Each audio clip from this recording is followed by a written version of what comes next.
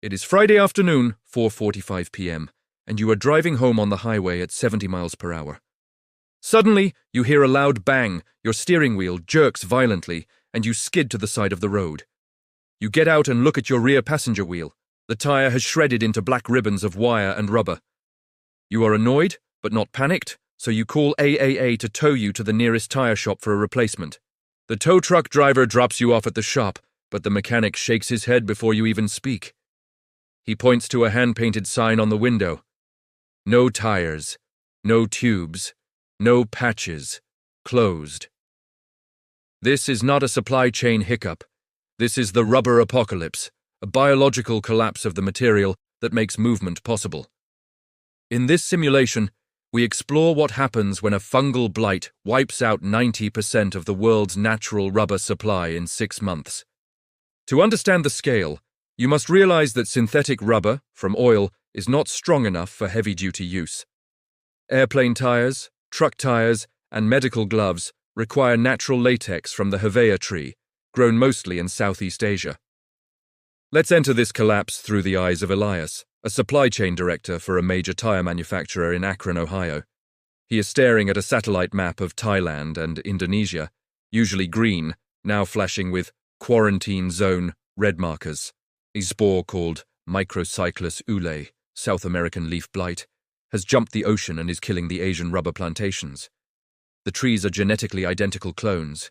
They have zero immunity, and they are dying by the billions, rotting from the leaf down.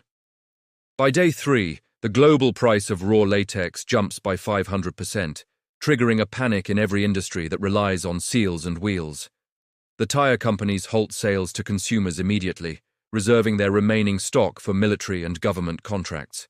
You are stuck at the tire shop. You cannot buy a new tire. You cannot fix your old one. Your car is now a brick. You realize for the first time that your 4,000-pound vehicle is entirely dependent on 4 thin strips of rubber to exist.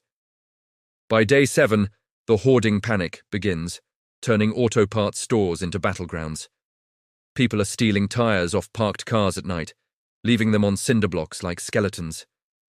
A used tire with 20% tread left, which used to be trash, is now selling for $1,000 on the black market. Elias watches as the assembly lines in Ohio shut down. They have steel, they have oil, but without latex, they cannot bake a tire. The trucking industry feels the pain first because 18-wheelers go through tires much faster than passenger cars. A semi-truck blows a tire on the highway. The driver pulls over, but he has no spare, and no service truck can bring him one. By day 14, the logistics paralysis sets in as 30% of the long-haul trucking fleet is grounded due to bald tires. Trucks are massive, heavy machines. If they drive on metal rims, they destroy the road surface in miles. Grocery stores stop receiving shipments from distant farms because the cost of freight has tripled. Food starts rotting in California and Florida because there aren't enough operational trucks to move it to New York. By month 1, the crisis hits the aviation sector, grounding the global air fleet permanently. We forget that planes land at 150 miles per hour. Their tires take immense punishment and must be replaced frequently. Without high-grade natural rubber, airplane tires explode on landing, causing catastrophic crashes. The FAA grounds all commercial flights. Boeing and Airbus planes are parked on the tarmac, their tires slowly deflating and cracking. You look up at the sky and it is empty. No contrails, no engine noise. The world is disconnected. Elias is in a meeting with government officials who are discussing strategic rubber rationing. They decide that ambulances and fire trucks get priority, but even they are forced to drive slowly to conserve tread.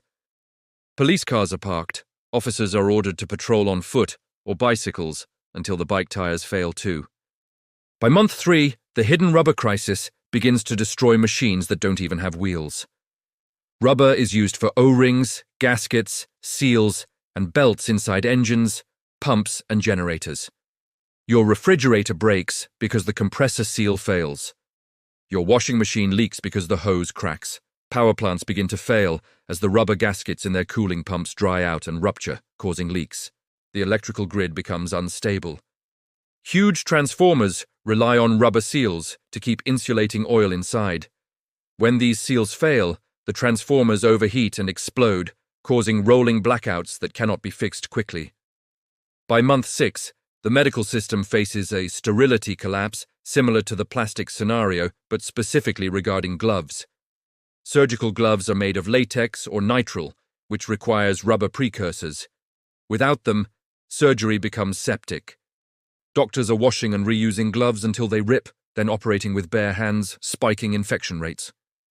Condoms, catheters, and IV ports all rely on the elasticity of rubber. Without it, medical devices leak and fail. Elias is now working on a government project to retread old tires using experimental synthetic blends. But the synthetic tires fall apart under heat and load. They are dangerous stopgaps, not solutions. The retread industry becomes the most important sector of the economy. People are sewing patches onto tires, wrapping them in chains, or filling them with solid foam to keep them rolling. By year 1, the landscape of transportation has regressed 100 years to the solid wheel era. People are stripping the rubber off their rims and welding steel bands onto the wheels, driving on metal. The sound of traffic changes from a whoosh to a deafening clatter-clatter of metal on pavement. But metal wheels destroy asphalt roads instantly, turning highways into crumbled gravel pits within weeks. Speed limits are dropped to 20 miles per hour because metal wheels have zero grip and zero suspension. If you hit a pothole on steel wheels at 50 mph, you destroy the car's axle and your own spine. Bicycles are modified with garden hoses or solid rope wrapped around the rims. The ride quality of civilization vanishes. Everything shakes, rattles, and vibrates. By year 2, the global economy has localized because long-distance transport is too slow and damaging. We return to the railroad age. Trains run on steel wheels on steel tracks. They don't need rubber. The rail network becomes the lifeline of the nation, moving food and coal. Towns that are not on a rail line are abandoned or become isolated subsistence communities. The Amazon River and the Mississippi River become crowded with barges again, moving goods the slow way. Elias leaves the tire industry and starts a business making wooden wheels for carts. He realizes that the wheel was the invention, but the tire was the perfection. Without the cushion of air and rubber, the wheel is a brutal, punishing tool. The walking culture returns. If you need to go somewhere, you walk. Shoe soles, also made of rubber, wear out. Cobblers become essential, resolving shoes with leather or wood. The geopolitical map changes. Brazil, the original home of the hevea tree, becomes a fortress.